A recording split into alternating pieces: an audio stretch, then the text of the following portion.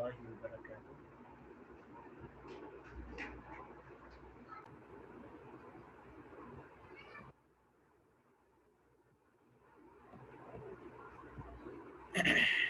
جی بسم اللہ الرحمن الرحیم. جی بات چل رہی تھی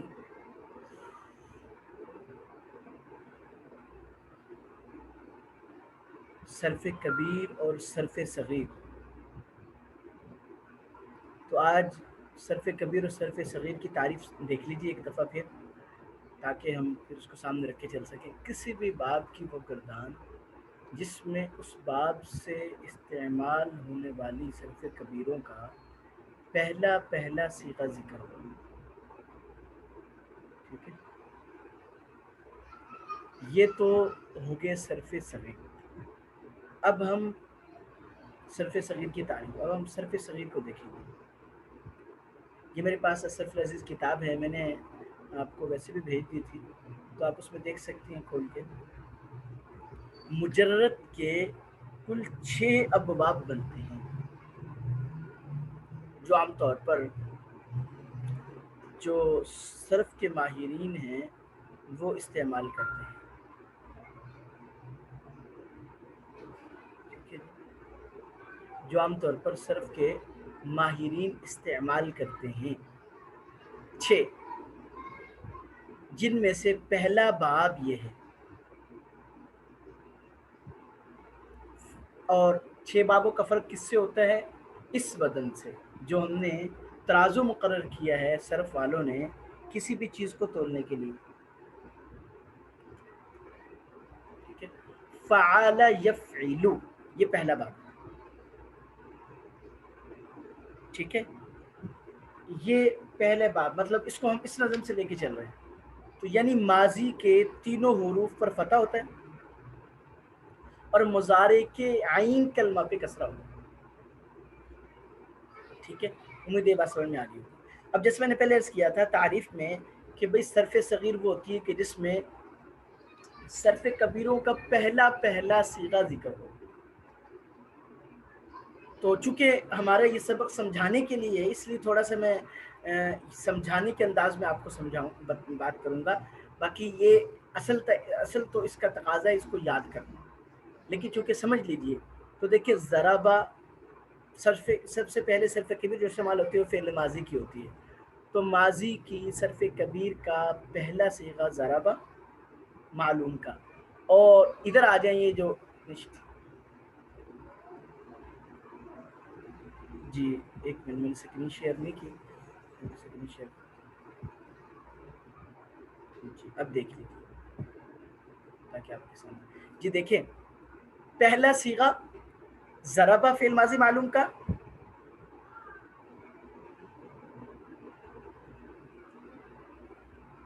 ٹھیک ہے.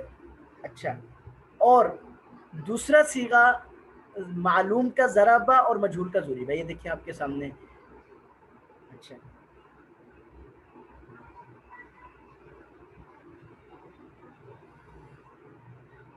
اسی طرح دوسری گردان استعمال ہوتی ہے مضارع کی، اس کو دیکھ لیجئے. یضرب معلوم کا اور یضرب مجہول کا.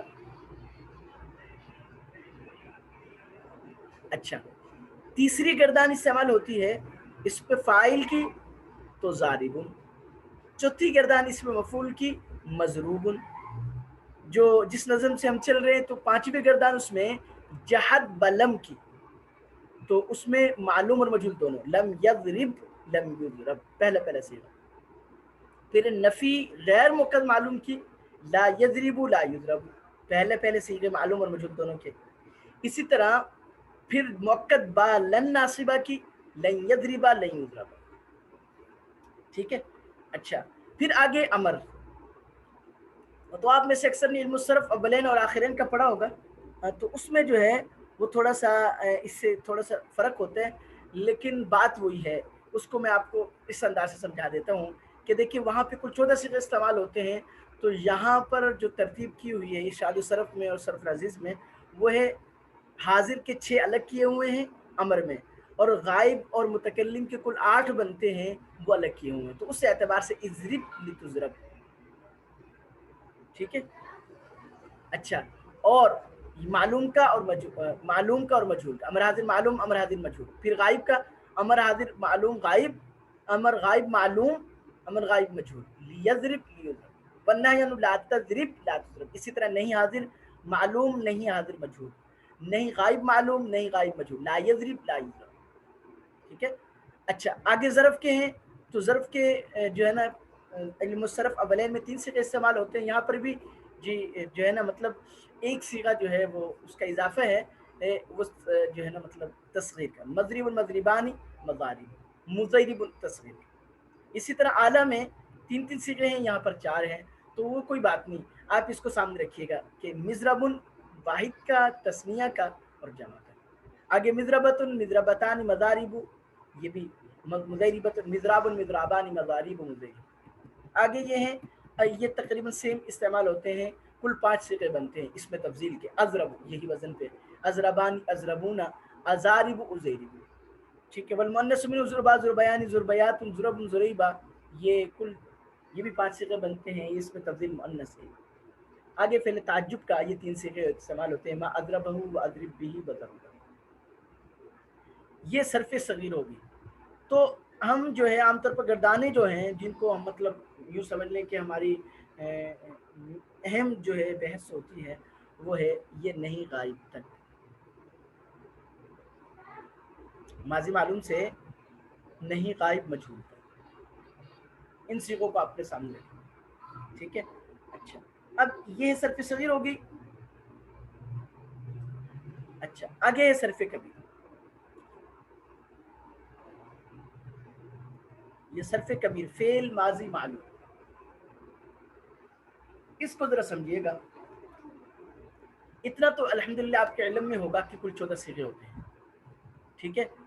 اچھا لیکن کس ترتیب سے ہوں گے، کیونکہ سمجھنا مقصود ہے، اس لیے آپ اس کو نا ذرا توجہ سے سمجھیے گا.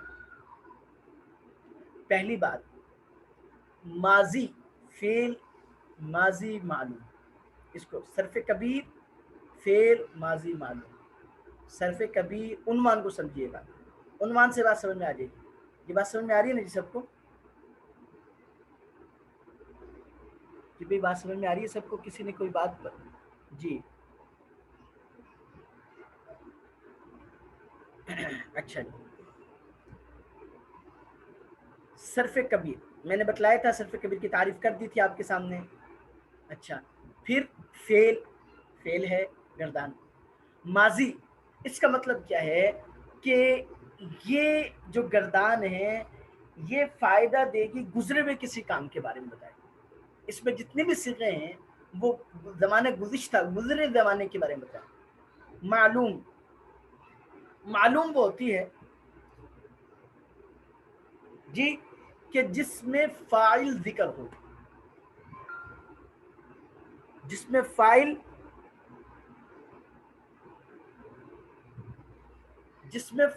ذکر ہو. مثلا دیکھیے ادھر توجہ کیجیے گا. کوئی بھی کام ہوتا ہے نا تو 2 چیزیں ہوتی ہیں، یا تو کہتے ہیں جی فلاں نے مارا ہے، فاعل ذکر ہو گیا، یا یہ بتلایا جاتا ہے مارا گیا ہے، مارنے والے کا پتہ نہیں. ٹھیک ہے.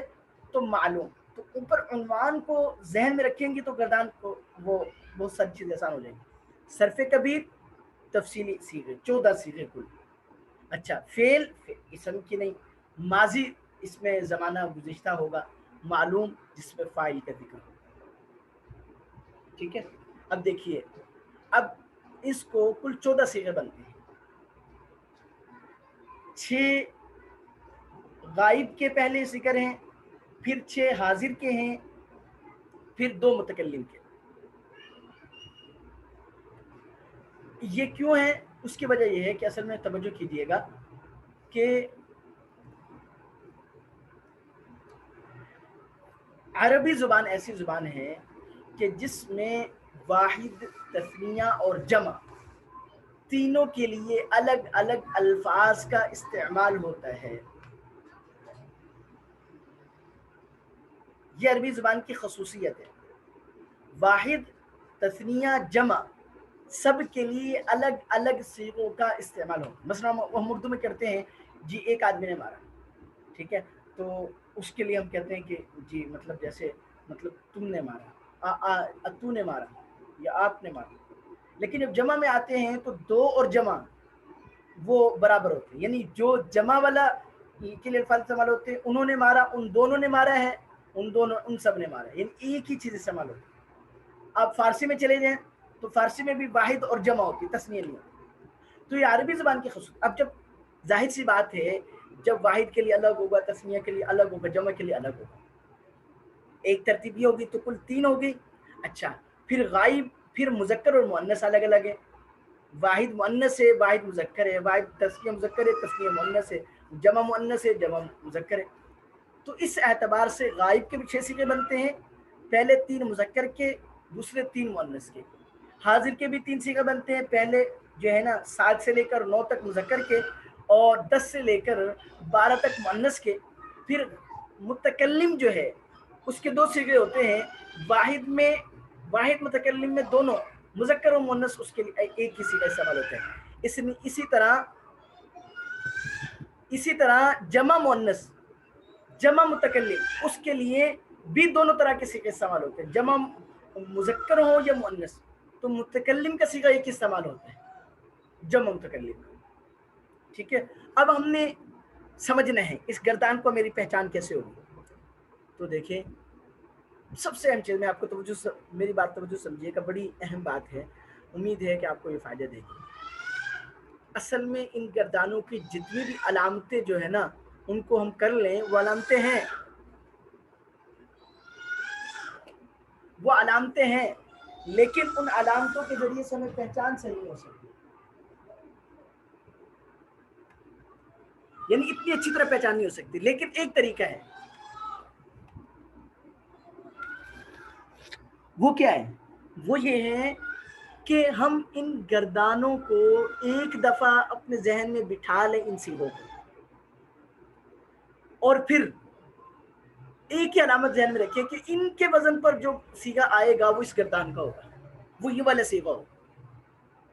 مثلا ضربا، ضربا، ضربو، ذہن میں بٹھاتی جائیں. ضربت، ضربتا، ضربنا، ضربتا، ضربتما، ضربتم، ضربتی، ضربتما، ضربتن، ضربتو، ضربنا. اب یہ مشکل کوئی چیز نہیں ہے، یہ زیادہ مشکل نہیں ہے. اب آپ اس کو لکھ کر بار بار پریکٹس کر کے اپنے ذہن میں بٹھا سکتی ہیں. اچھا یہ سب سے آسان طریقہ ہے گردان کو کرنے کا، گردان کو ذہن میں بٹھانے کا. یہ سب سے آسان طریقہ ہے گردان کو بٹھانے کا، ذہن میں بٹھانے کا. ٹھیک ہے. لیکن میں دوسرا طریقہ بھی بتلا دیتا ہوں جس سے ہمیں تھوڑی سی پہچان ہو جائے. وہ یہ ہے کہ بھئی تثنیہ کے لیے الف پہلے صیغے کے آخر میں الف. ٹھیک ہے. ذرا با. ٹھیک ہے. اور جمع کے لیے واو، الف اور واو. جمع کے لیے الف اور واو، آخر میں الف، اس سے پہلے واو. ٹھیک ہے. تو اور واحد مؤنث کے لیے تائے ساکنہ لمبی والی.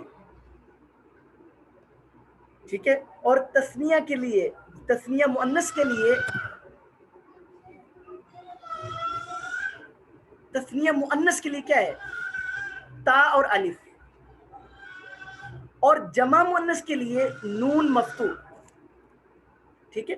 چلیں یہاں تک رکھ لیجئے، انشاءاللہ پھر میں اس کو مزید. لیکن جو میں نے پہلے عرض کیا نا، سب سے آسان طریقہ وہی ہے کہ ہمارے سامنے یہ چیز ہو کہ ہم جو ہے مطلب یہ صیغے ہیں ان کو ذہن میں بٹھا دیں.